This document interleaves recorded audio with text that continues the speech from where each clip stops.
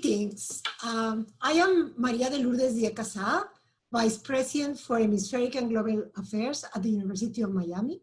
We want to welcome you to this final session of a three-part series of webinars that we, the members of the Hemispheric University Consortium, are conveying to share our experiences and brainstorm next steps on the delivery of educational outcomes in the face of the COVID-19 pandemic. The genesis of this series came about through two collective realizations. First, it is clear that our institutions have had to significantly change how we do deliver education and how our students need to learn. And it doesn't look like there will be a return to the way we were. Second, as we have adapted and as we continue to adapt, each of our institutions is learning and is generating a significant amount of knowledge on how we can successfully transition to this new reality, incredibly important knowledge worth sharing and further developing. This series has been delivered in three parts. The first session looked at how we had to change abruptly between the face-to-face to delivery of new educational outcomes in new ways and new modalities. The second session explored the current situation in education delivery at our universities, proving that what has worked and perhaps just important, what challenges have emerged during that period. Some of the components of that second webinar that was discussed last time were, number one, learning should not start from technology, but from the learning goals, as then the right and the best technology should be decided. Second, the process of accompanying students is crucial. Faculty should listen to the signals and be willing to change the old ways of doing things. Third, there is a challenge for experiential learning for some disciplines or themes that really rely on physical interaction, like the arts, medicine, and physical sciences, for example. Fourth, the need for social content for students, how new models have been developed already to support this. Fifth, the new methods for the evaluation of student progress and assessment of meeting goals should be relied on. We have to focus more on evaluating competencies and not in just giving grades. Finally, the alliances with governments and service providers to facilitate, without cost, the access to internet and equipment to students that need it has to be looked into. Finally, I want to mention something that has been mentioned in both of the previous webinars, that the heroes in our transition have been the professors, the faculty. They are really the heroes in this transition. So with that said, in this session, we're going to explore the exciting opportunities that are before all of us as we prepare to deliver educational outcomes in a change to the new normal, meaning we were transitioning to online or distant, then we are in that moment now. Now, how are we going to do the new normal? For our conversation today, I want to explain the process. We are going to have our three panelists present for a few minutes what they have been doing, what are the challenges that they see. Then we're gonna go into a question and answer session, and we hope that we get your answers, your questions, and we will try our panelists to answer them. So all our sessions are being recorded. You will have an access to that recording later on. With me today, we have great panelists. First, we have Alan York, the Chief Academic Technology Officer, Assistant Vice President for Academic Technologies, and Assistant Provost for Educational Innovation at the University of Miami. We have Angelica Natera, Executive Director of LASPAU, which is associated to Harvard University, is a Latin American scholarship program of American universities that supports education in Latin America. And Fernando Thompson, the Chief Information Officer, who has implemented the first platform of cloud computing for higher education in Mexico from the Universidad de las Américas in Puebla in Mexico. So with that said, I'm going to give the word to Alan to start with his presentation. Thank you, Alan. Great, thanks. Thank you very much for that introduction. Can everybody see me okay? Good? Okay, good. So briefly, I just wanted to go over what the University of Miami is planning for the fall. I will mention that these are not my plans specifically. I'm a small part of a big group that's been looking into these issues, and it really is a collaborative effort. So I've been introduced. I don't need to spend time on that. And these materials will be shared with participants. So there's more in here than I can speak of in 5 minutes. There is a course density task force that's been working to look at the fall. And our goal there is to reopen campus in a way that enhances the safety of our faculty and students. So allowing everybody to work safely and continue with some physical contact in the fall semester. And it's a collaborative effort with faculty, students, classroom management, facilities. My group is Academic Technologies. University Libraries has been involved, distance education group. All of us have a different perspective on how this can be achieved. So some of the activities that we've done so far, so we've looked at all of the course enrollments, and we've really identified some of the courses that can't be spaced out in their current space to enable social distancing. So for example, if you have a room that seats 100 students and there's 100 students in the classroom, they can't be 6 feet apart. Okay, that's kind of our goal, is to imagine a student in the center of a square that's 6 feet by 6 feet or 2 meters by 2 meters. And then how many of those students can fit into a classroom safely? We think that estimate's going to give us about 33% of maximum room occupancy. So if you have a course of 100 students, you might only have 33 who can be safely in that room at the same time. So what this might mean is that we have to do a hybrid mode where 33% are in the classroom and 66% are participating online through a technology such as Zoom and the use of cameras and microphones in the room so people can participate. That also gives some flexibility for students who can't attend at all. If they need to be home because they're sick or taking care of a sick family member, they're in another country and can't travel, or they're in a city that has, a high infection rate. So we've also identified some non-classroom spaces because we have a limited classroom inventory, but large meeting rooms, large conference rooms that can be converted into classroom use for a short time. My group has also purchased 477 web cameras. If you're planning on doing something similar to this, I recommend you order sooner rather than later because the inventory has been an issue. But the web cameras enable you to connect the classroom to the Zoom session. Most of our classrooms don't have cameras already, so this would be to make that connection. We've also purchased 1,700 microphones. These are lapel-based microphones that could just go on your collar, and that would get a very good, localized audio signal. And that can be used for faculty, for individual faculties. That's how it'll be distributed. They can use it in the classroom, or they can use it at home if they happen to be teaching online. There's a workshop series that we'll be offering as well. This is the outline of the workshop series. There's 9 different workshops, about an hour each. The foundational level is just basic skills for using technology for online, hybrid, or remote learning. And then also the University Libraries is going to be leading one of these about accessing online resources. In the advanced mode, you move more into the collaborative, engaging features, and then the advanced mode is really for people who plan to build entirely online courses and programs.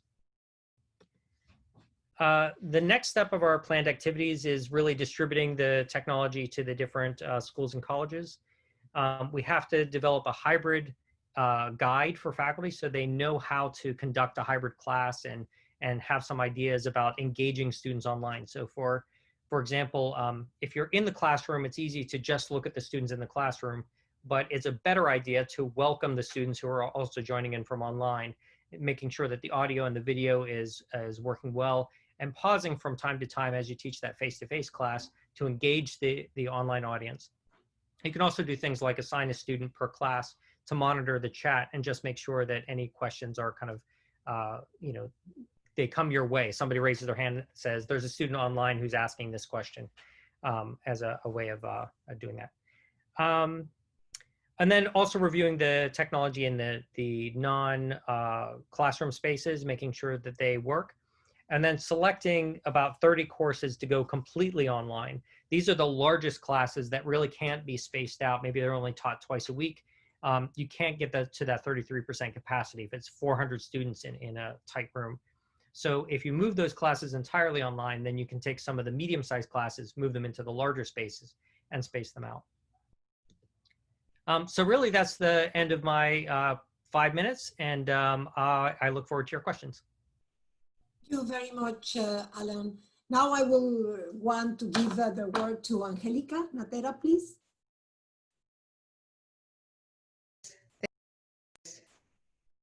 And for the invitation and for being able to share what we have been learning and witnessing also across the Latin American and the Caribbean region. So evidently, this is the greatest challenge that collectively we have faced, and the greatest change that we had to address, right? I mean, we had never experienced something like this before, but we have seen at LASPAO through our work with universities across the Americas that there are opportunities now to do things differently or do things that we had not tried before because of the current situation, because of the potential that technology offers, right? So I would like to focus my time in thinking about the opportunities that we can create and the importance of the leadership in universities to convert challenges into opportunities. So I think that's one of the greatest aspects of this transition, and create a favorable conditions for these opportunities to be created. You know, this is a combination not only of the massive support from the university at the institutional level, but also in terms of equipment, in terms of training, but also the creation of opportunities for faculty to stop for a moment. The feeling I have is that we face a tsunami, right? I mean, some of us had to jump on a boat, others in a windsurf. I mean, whatever was able to help us to survive, right?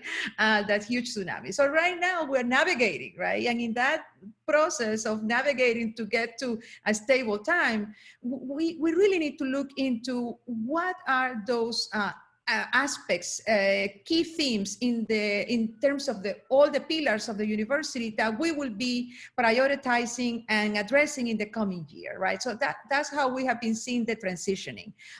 You know, you see how committees across the institution have been created to come up with a plan, to come up with a strategy. But we believe, and again, this is from the collective learning that we're going through, right?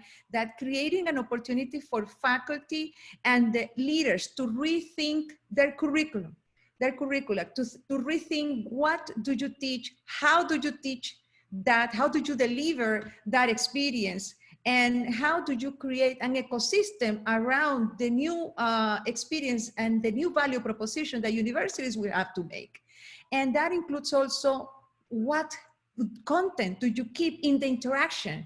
What content can be taken outside the class experience, either virtually or in classroom? And how do you assess? But you know, all these questions needs to be zooming into each of the courses within the curricula itself of the university. So creating an opportunity for faculty to look at what others are doing, to look at best practices, and to collectively come together and create a new way of, you know, having a deep learning experience. So that's one aspect that we are seeing, and we're focusing heavily in LASPAO, working with universities in that regard. So we created a year ago Technological Frontiers, which is an initiative led by LASPAO, and invited universities of the Hemispheric University Consortium to be part of that. And we also have been working closely with Microsoft in this initiative, with the vision of expanding and accelerating the use of advanced technologies and artificial intelligence in universities across Latin America and the Caribbean. We met for the first time back in University of Miami in November last year. And in that meeting, we came up with a design for this year that of course was disruptive. So now what we are going to be looking at is offering components around strengthening research, teaching and management of university, but doing that through an online approach. So you will be hearing more from us in the coming days with the specifics, but we see this as an opportunity to also reinvent the value proposition of universities. And also that includes research, because think about the fact that now, experimental research, of course, requires the physical labs, it's a physical experience, but the meetings for exchanging information, creating collaborative research, interdisciplinary research, technology can play an important role about that. But, bringing the minds around that topic together with a clear goal, I think will be an important aspects of the years ahead. I've been hearing a lot about post-COVID. I would like to say that, unfortunately, it's not going to be a post, it's going to be with, in my opinion. No, we will have to live with this new reality. And also the fact that this situation have a tremendous implications in the financial aspects of the university. We will have to come up with ways to offer high quality education, keeping the cost low, and technology is a great ally that. So technology, it's powerful, but more powerful we continue being the mindset and the human ability to create a stimulating learning environment. So I couldn't agree more with you, Lourdes, with your first statements from previous meetings, that technology should be led by the mindset and the leadership of the faculty and not the other way around. But for that, you need to create the proper conditions. And that's what we will expect to do with the technological frontiers in the year ahead. Thank you very much, Angelica. Fernando, please, Fernando Thompson. Thank you very much. Universidad de las Américas Puebla is a university. We only have one campus in Puebla, Cholula. We have almost 10,000 students, almost 150 acres of a beautiful campus. And basically, COVID was the biggest challenge that we ever faced in our history. And I'm talking about a lot of history. We started as a university in 1940 in Mexico City, but the stopping has never been, an issue for us. And thanks to this neighbor, you see the picture, the name is Popocatépetl. Believe it or not, we was ready because we live in front of an active volcano. So we have plans in order to work from house and keep our all the organization from the houses, not because they're gonna come, a huge explosion, but because the dust and the rain is not going to allow to the people if this guy start to work at least for 2 weeks. So we have a kind of plan that we adapt for COVID. So in just 3 days, we was ready, 100% of the faculty working from the house, 95% of the administrative people working from the home, and everything was ready. No, the collection of books, 10 million of books ready, 18 gigabytes of bandwidth in order to work with the students, our LMS on place, video conference, and training for the teachers. The key factor was the teachers. So before the quarantine, 60% of our courses was online in a hybrid mode. But that doesn't mean that is the same that going to the 100% with all the teachers. So one of the secrets was to maintain a service desk available unit for the teachers and for the students in order to keep going with the classes and all the operation. And it was not easy, but it was one of the keys. And it's going to be one of the keys in the future to sustain and maintain these coaching services for the faculty. That is going to be very, very important. And also for the administrative, because we have to think that in the new normal, nothing is going to be the same, nothing. Some of your employees are not going to be allowed to going back to the offices. Some of our students are not going to be available, as well as the teachers. Why? Because they are in a vulnerable group, or they're just afraid to coming back. So we have to face it. We are very aggressive, and we maintain a lot of communication, because that is very important, not just to keep the classes, but the communication with the employees, that they can feel, you know, that they're safe, that the job is going to continue, that the university has a plan. So we start to make a conference, video conference with the president of the university, with all the employees, We have 2,000 employees between administrative and academic. So he has a lot of video conference with other people answering all the questions. So communication is a key factor during this, you know, during this plan that we are executing. Also, we continue with the movement of the university, and we was giving classes, cultural classes, sport classes through video conference, you know, keeping the spirit of the young people, because of course that there was concern in the houses all the time. Yes, attending the classes, but what about, you know, just to chat with a teacher, or chatting about wine or football, any kind of thing different. So you have to take care also of that issues. The main challenge for us basically is going to be that I have to think that 12,000 people have to keep working in different modes. And in Latin America, it's not like the US. I'm going to explain that later, very fast. But basically what we're going to do is, for instance, people that are coming back to the campus have to be monitored daily, over daily basis. So we change all our protocols in the campus. 30% of the courses are going to be online. I'm talking about autumn, 30% of it. 100% are going to be supported by our LMS, and hybrid classrooms are already being placed ready with technology. Of course, technology is going to be very important to keep the video conference, but also we're thinking how to going to do in order to later feel to the student that it doesn't matter that he's in the house, that he's part of the classroom. It doesn't matter that he's on the house. That is very important. He have to be active in the activities, making questions, hearing the questions of other students, everything. We have to develop new skills for the community. I think that that's going to be one of the biggest challenge. Not all the teacher has it, so that's going to be a huge challenge.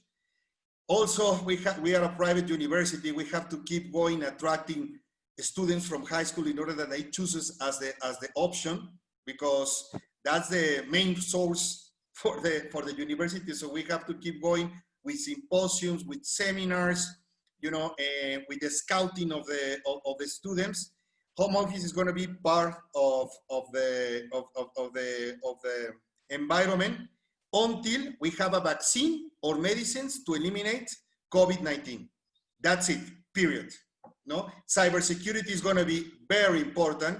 This is another subject, but hackers around education, you know, they're in a big party right now. You know, going inside the systems, administrative systems, educational systems, you know, breaking in the conference of the teachers. So I think that finally, culture is going to be very tough. People has to change.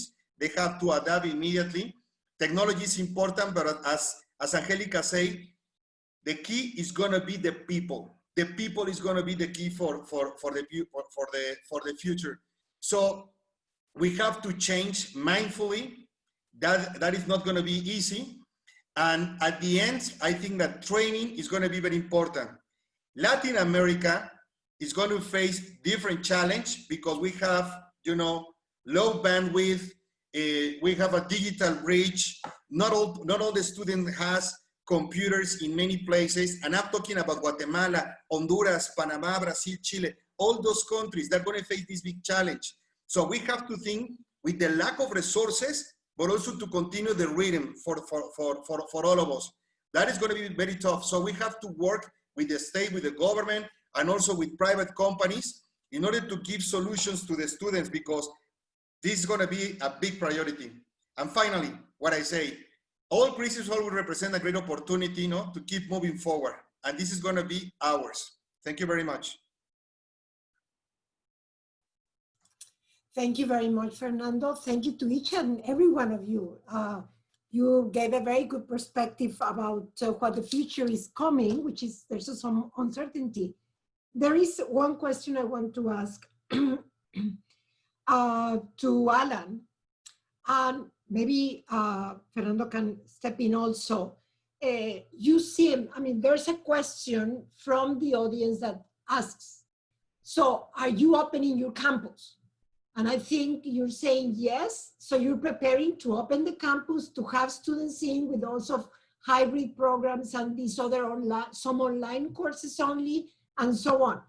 So the answer is yes. Well, do you want me to explain? Yeah, please. Okay. So the president's vision for fall is to bring people back to campus. Certainly that's something that we heard from students and faculty alike in the spring. The kind of emergency remote teaching isn't really what they want as their undergraduate experience. And the faculty feel less connected to the students, and that's fine. I mean, that's what they want. So that's what we'll plan for. Now, keep in mind that if something unusual happens, like there's a severe wave, that might adjust plans. We might have to shift, you know, the semester one way or the other. So we still have to be mindful. We can't go blindly into that, but our plan and our plans are to prepare for the return to campus through a hybrid mode that encourages social distancing. So if students are walking around in the hallways, they should be wearing masks. If they're going to be in a lab situation where they have to work side by side, they should be wearing masks. They should wash their hands before they use common equipment. They should wipe down that common equipment. They should wash their hands after they use it. Just protocols like that to make it as safe as possible. So some classes will be completely online, but that will be the minority. The majority will be in a kind of a hybrid mode where there is some face-to-face meeting, especially if there's some hands-on component or use of special equipment that you just can't really do well in an online environment. Having said that, if the online workshop series will prepare faculty to better teach in a hybrid mode and a completely online mode. Because I actually love that Fernando mentioned the volcano. I never thought of that before, but we're at the University of Miami. See, we are the Miami Hurricanes, and we're about to enter into hurricane season next week. So at any point we could be hit by a hurricane and then also have to teach online or have to close campus or something else. So one way or the other, it's better for us to prepare to teach online regardless of what happens. Thank you. Mother Nature always commands, no, Luli? In our case, not in summer. Both periods of summer are going to be 100% online. That's a fact. But we have to plan to coming back in autumn, but not like it used to be. So at the most, at the top, you know, of our days, 40% of the population that we used to have on the spring are going to be inside the campus. And also thinking about that, we have dorms inside our campus. So that's also a particular issue. And all the protocols are going to change. Visits are not going to be allowed. A seminar, a congress, most of them are going to be online. Our classrooms, you know, instead of receiving 40 students, now they're just going to have 10 or 12. It's going to depend on the distance that they have to keep. We have to adapt some kind of fence of shields for the services that the students are going to need for support, for payments, that kind of things. It's going to be weird, but we have to. And things are not going to be the same again until all of us have access to a vaccine. Because one thing is to have a vaccine, and another thing is going to have it available in all the countries. Thank you, Fernando. As we heard, universities in Latin America are lacking all the infrastructure that is needed. And some of that infrastructure is the access to the households of technology. So, Angelica, what advice would you give to universities how can they cope and how can they deal with this lack of, how can they align with the governments or with other NGOs in order to be able, or providers? So what do you have advice for that? Yes, and I would like to give two advices, if I may. What we have seen is creative collaborations between universities, governments, and private sector to provide access or the conditions for the students, you know, which is to try to close the digital gap, and which is and the technology gap that exists, right? Across the region, right? So we have seen, for instance, like the president of Universidad de Costa Rica or el rector de Unicampi, right? They have come up with plans where they have provided tablets with internet connection. They have established agreements with the telecom company. So if the student download, you know, information, as long as they are connected to a hub, they don't get charged. So you start seeing all these creative, you know, ways of solving that. So I think that I mean, being creative, as Fernando said, you know, it is an opportunity for precisely for that. So trying to reach out of your comfort zone in terms of the network that you have, that would be, you know, an advice, because in the end, this is a matter that affects all, right? Private sector, government, nonprofit, and so be creative and come up with ways that involve different sectors that you didn't consider before.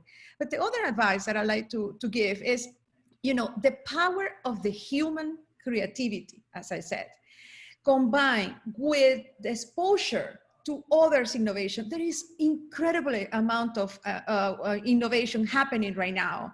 And I would like to invite you to visit Collab. This is a digital space for collaborative learning that we launched in a beta version as part of this Locura 2 months ago. We decided to just, you know, make it available to the universities with resources, generating dialogues, exchange, but also to be able to capture innovation that is happening in the region and share it with others. So there is a shortcut, and we accelerate the pace to find those solutions. If others have done it, can we learn? This is wonderful, you know, learning from Alan and Fernando, what you are doing is, and if you make that available to other institutions, acorta el camino, you know, and the curve that you have to walk. But the other advice is to combine that, the power of the human side, with the power of technology, and provide an opportunity for faculty and leaders to do a meta. I know it's going to sound a psicología, but that's one of the fields I study, but to do a metacognition and take a time to reflect, what is it that you have to reconsider, reinvent in terms of your class, your courses, right? Again, dissecting the course and said, if I'm going to move into a hybrid model, what does that mean? I mean, what components can I take out? Do I have to teach all these? Can I incorporate active learning? You know, I see it. Now you can be closer to your students than ever before. Now you can see the name of your students. I'm sure that for many of us, to see the name of all our students, to see their faces, it's almost impossible, right? Because we're in a classroom of 100 people. So technology can become the closer of that gap in terms of learning styles, in terms of deficiencias, in terms of gender. I mean, but you need that faculty be really empowered to do that. And that's something that at LASPA we strongly believe, right? Thank you very much, Angelica. That's a very powerful combination of your comments with the previous ones from Alan and Fernando. Before we go on, I want to remind the audience that you can use the question and answer button that you have in your screen to send us your questions, please. So I have another question here for Alan and for Fernando. What has been your team's process to survey faculty about online experiences that they have had this semester, this spring semester, and how has that been going as a feedback to create a vision for the fall? Fernando, do you want to go first? Oh, okay, I'll take it. So by the way, it's not my team, it's the university teams. There's many teams working on many data collection points. So there are some things like I meet regularly with undergraduate student government just their representatives. We're gathering feedback from them. What are they hearing from their peers? What are they hearing from their constituents? And bringing that to the table. There's a group called the Academic Computing Advisory Committee that we have. There's another group called the Information Technology Leadership Council, and both of those, one has staff representatives, that's the Information Technology Leadership Council. The Academic Computing Advisory Committee has faculty representatives, including faculty senate. So a representative from each school and college, as well as faculty senate. And the University of Libraries is represented there. The distance education is represented there as well. So, other people who have faculty roles. And really, we try to hear through those groups what they're doing, because it's hard to hear from every single individual faculty member and design something that's particular to everyone. So we have to kind of go with this kind of aggregate knowledge. So another example is I met with some people in arts and sciences around the labs, around physics labs, chemistry, biology, as well as art labs like glass blowing and photography and things like that, just to kind of understand what their unique needs were. And then that, I think, triggered a lot of them to say, well, how might this work in the fall? How might we do this work together when people have to work in pairs? Gloves, are gloves going to be required? Are people going to have to wear lab coats? Do they have to wear safety goggles as well as a mask? And, and the answer to that will vary by discipline. Aside from that, I mean, my team loves working with faculty, will listen to them all day. I mean, it's the best part of my job is really working with faculty and supporting them, and finding those unique problems are really what give me a lot of job satisfaction. So if you haven't been heard or feel like you're in a pool of faculty who haven't been heard and you work at UM, please feel free to reach out to me personally, and I'll make sure that your discipline gets some attention. Thank you. Fernando? Well, budget. We have to talk about budget. Capital expenses and operational expenses. All the investments, the capital expenses are on standby right now in most of our universities. And operational expenses, we change the priority of all of them. But in order to enable, hybrid classes and to be successful, you have to invest. You have to invest, as Alan said, investing in cameras, investing in microphones, investing in computers for the teachers. But of course, as also my peer says and Alan says, we have to invest first in the security of our people. That's first. People that is working in security, people that is working in the campus, making sure that surface and all they handle are safe. Investing, in people that in the entrance are going to take the temperature to each one of the people that is going to enter into the campus. As I say, each one of them. So you're going to have a big line. You have to change your application or your process in order to make it quickly, but also to make it safe. Hey, and the students, they always arrive 3 minutes before the class. So they have to change now some things. You have to ask the people, man, you have to think about it. They have to be honest, because we're going to build an app in order, to ask them, be honest, if they have some symptoms or something like that. So it's going to be a back and forth. It's going to be a matter of trust. But you have to make sure that everything is going to work. And finally, we have to invest to improve our internal process in order to make it sure. Because just with one guy that is sick, with that, it's going to be terrible. So you have to be sure in order to reduce the risk. So you have to invest on that.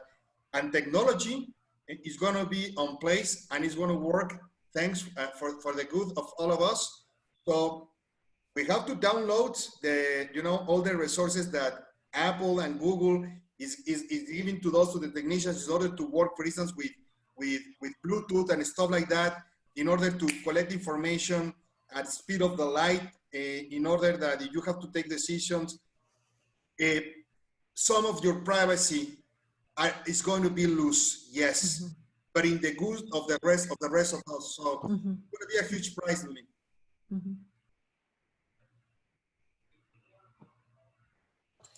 I have here a question for Angelica. Could you give us examples, specific examples of the new educational opportunities that may have emerged as a result of quick transition to online hybrid education? Yes. Yes. A ver, I mean, trying to look at the positive of this crisis, right? There is a lot emerging. And one of the aspects that we have seen and it's increased, for instance, here at Harvard, right? It's the use of technology-based solutions to address, you know, the teaching online remotely, but with an active learning approach, right? And for instance, incorporating social learning platforms that in this case is Perusal, and it's being adopted across, you know, several courses at Harvard and in many institutions across the globe.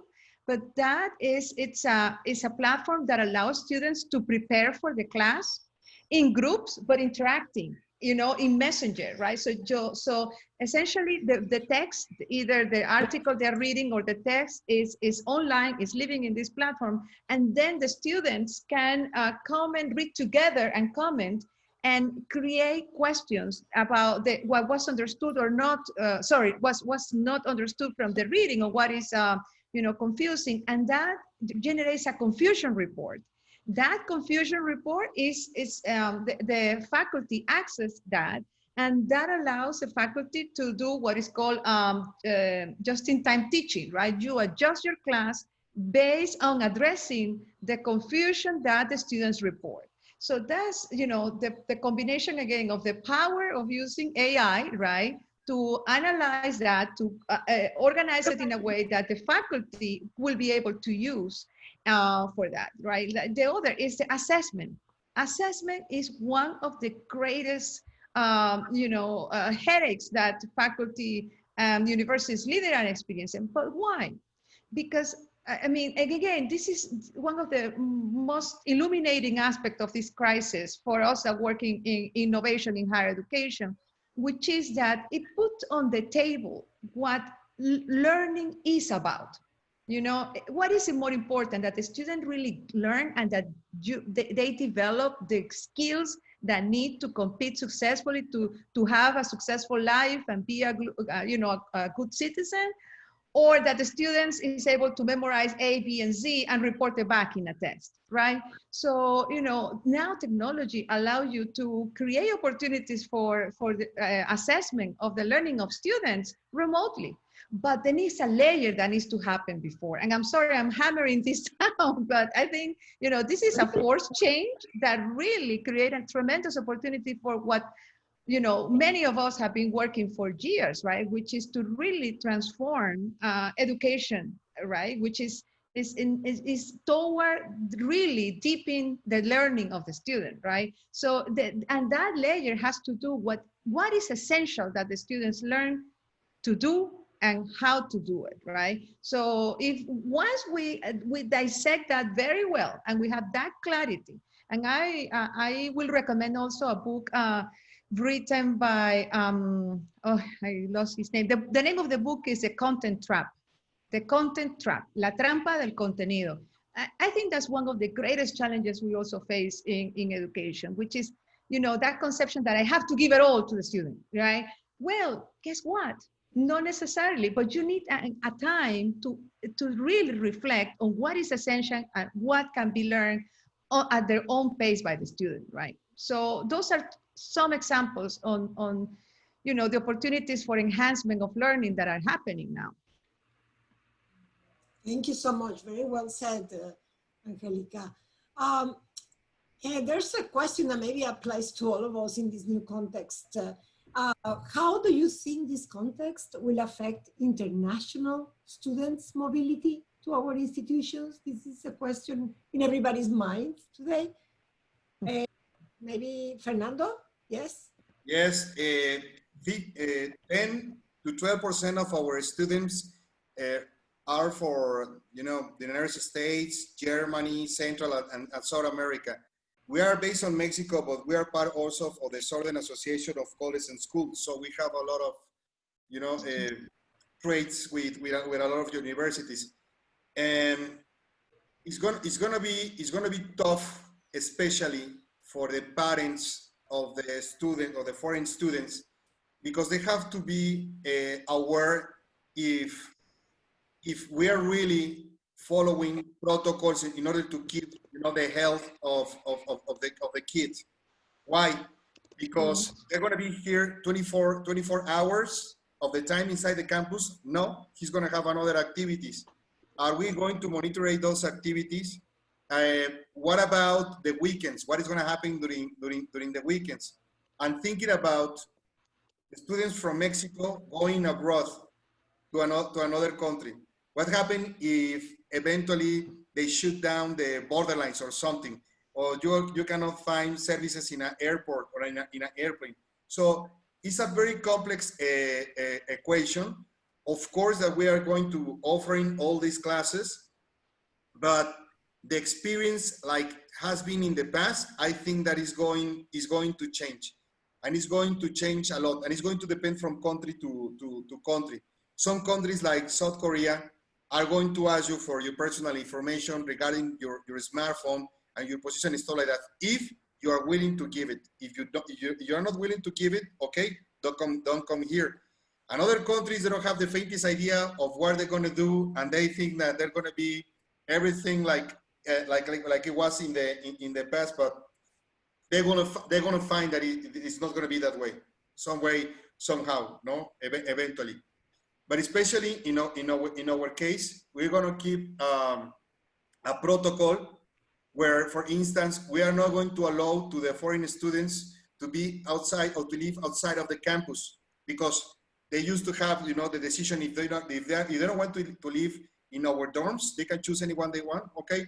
But in this case, if you are coming here, I'm not going to take any risk, so you are going to be safe here. And for the first time in our history, we are thinking that you're going to make some kind of nightclub or something like that inside the campus in order to keep the life of our students. For us, it's going to be very tough because, for instance, we don't sell any kind of alcohol, not even beer during the football games, nothing. But if you want to keep these kids inside the university, you know, of course that we have to admit that they're not coming just here to study. They want to have a life. So offering all these kind of, you know, of offerings that they're going to find outside, we're going to offer it inside. We are a huge university. We have a lot of space. So we have to figure out in order to have to deal, like I'm making a small city with a lot of restrictions. But at least I think that from autumn and next spring is going to be that way, Luli. Oh. Yes, Angelica, please go ahead. You know, internationalization, right? I mean, we were on a great pace, right? You know, a few months ago, and now everything stopped. We have to rethink. I think technology can, and the right connections and the right network in terms of the, you know, the expertise, can create fantastic opportunities for individuals that otherwise wouldn't be able to access to that learning experience, right? You know, before, you know, you could just have a semester abroad, and that, in the US, that's a practice that has become more and more common. But in Latin America, for students to go abroad, that's not necessarily the case for everyone, right? So rethinking internationalization along the lines of creating opportunities for exchange with individuals that otherwise they wouldn't have access to. Imagine for a moment that you could put together in a panel the Minister of Health of, you know, Germany, with someone in Mexico, with, I mean, leaders, and you create a small group of, you know, students that can participate from the public health program, let's say it, right? And you create that intimate space for exchange, for accessing. I mean, let me tell you, to get a meeting with a minister, probably, you know, you wouldn't take it, right? But now technology, you don't have to pay the airfare. You don't have to, you don't need to deal with the, you know, with all the steps. I mean, I think internationalization can take a new turn, right? And for the good. And yeah, what is in better than, you know, experiencing el mole that Fernando was saying just a few minutes ago in person and going there? Amazing. But right now, I think for the years to come, we need to create a portfolio of opportunities. And, you know, each will bring its own value. Thank you so much. Yes, internationalization does not necessarily mean traveling. That's what, so we are open to these opportunities for students. And that's a very important because as we know in Latin America, many students don't have the resources to travel. So with this, we can open opportunities that otherwise they will never have had. So exactly. And you could create badges. You know, if you take this experience, you accumulate a badge, and then by certain numbers, when hopefully la vacuna exista, then you know, you can complement that with an in-person experience, right? That could be a way. No? Yes, actually, studying abroad or living abroad, as you say, Angelica, by means of a digital reality, it can be done, no? But using, for instance, augmented reality or virtual reality or mixed reality, with technology, yes, we can do it. Why not? Yeah. any additional comments on that, Alan, that you would like to add? I mean, Angelica said it so well. I mean, everything I was thinking about saying, I think she covered. I'm sorry, Alan. No, that's okay. The one thing I'll say, just to drive home this point, is that, you know, yes, there are certain things we can't do in this situation, but what has it shown us about what we can do? This webinar series, for example, I wouldn't have thought to do this. I don't know that many of us would have thought to do this, but the crisis creates opportunity. And we just have to seize on the opportunity and see it for what it is and how this could propel us into some kind of new age of international collaboration. I mean, Yes. Lourdes, this is what you live for. This is your life's work. So, you know, let's go forward. Yeah. Forward to open the world, even under these circumstances. Now, there are a few more questions. One has to do with, we have talked about the safety for students. Somebody says, and how about the faculty? What are you doing for faculty safety?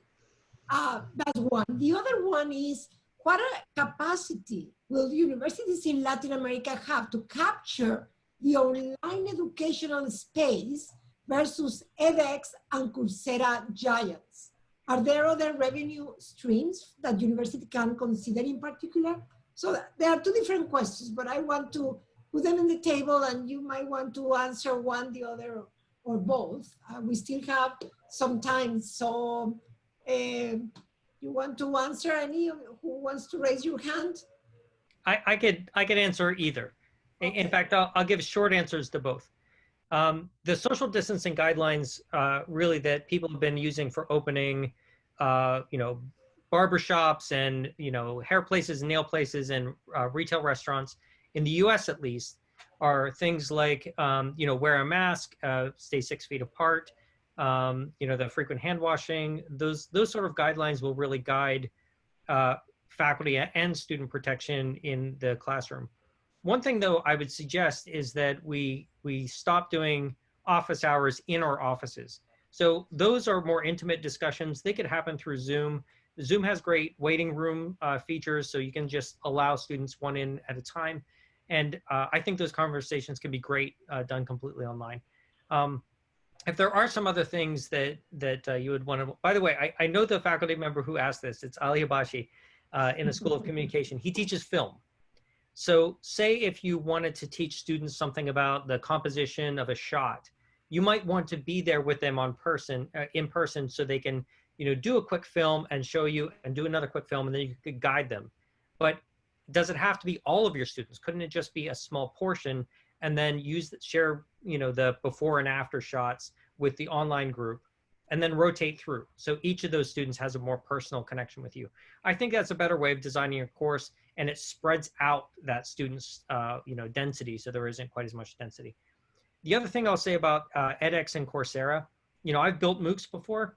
They tend not to be very engaging. So in higher education, you really want an engaging activity where it's the faculty member coaching the student, guiding the student through the materials so they can assemble it into something else.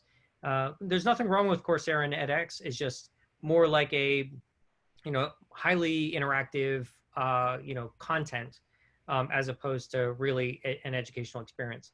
So I would say that there's plenty of room for both types of experiences to work together, or even for a faculty member, instead of creating original online materials, taking an edX course or taking a Coursera course and using that as their content for that more personal engagement with their students. And I believe Coursera is structured to run that way.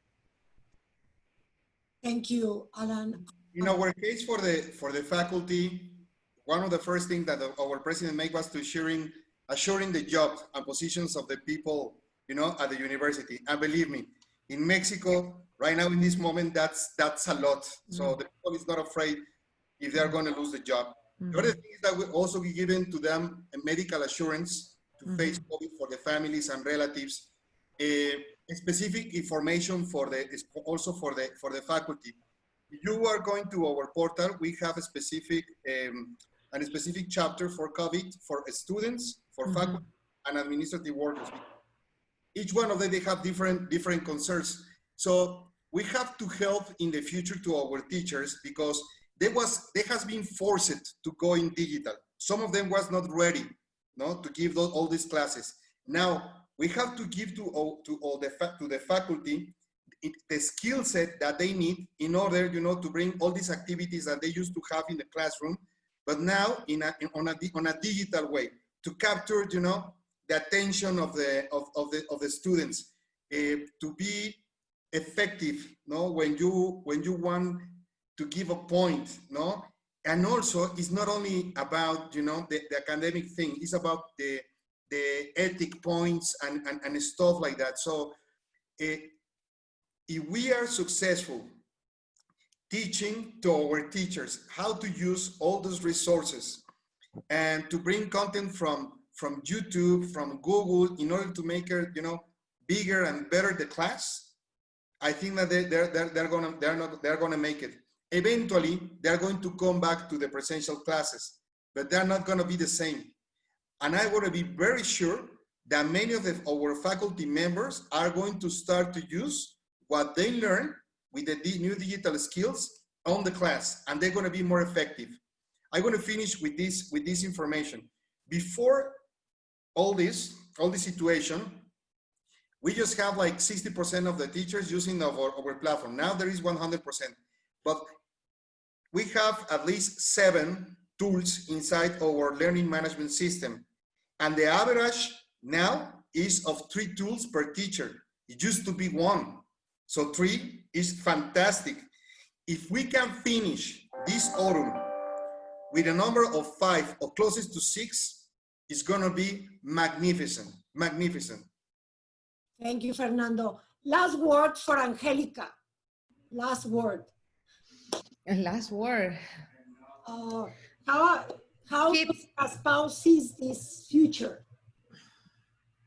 Look, I think it's an opportunity to reinvent ourselves. We are reinventing ourselves at the individual level. Probably, I at least, I'm doing things that I will never do by myself. And yet I'm doing it. That is true for the institutions.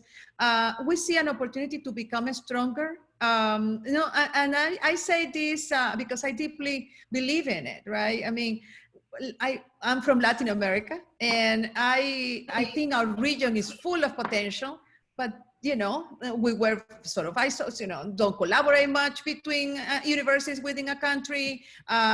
We will be innovating and not necessarily sharing those innovations. I think now with this, situation, we definitely are put in a position where we can really become stronger by, sharing. I mean, the Hemispheric University Consortium, I think it can be even much stronger after this. Again, combining the power of technology with the creativity and the inspiration for the mindsets, right?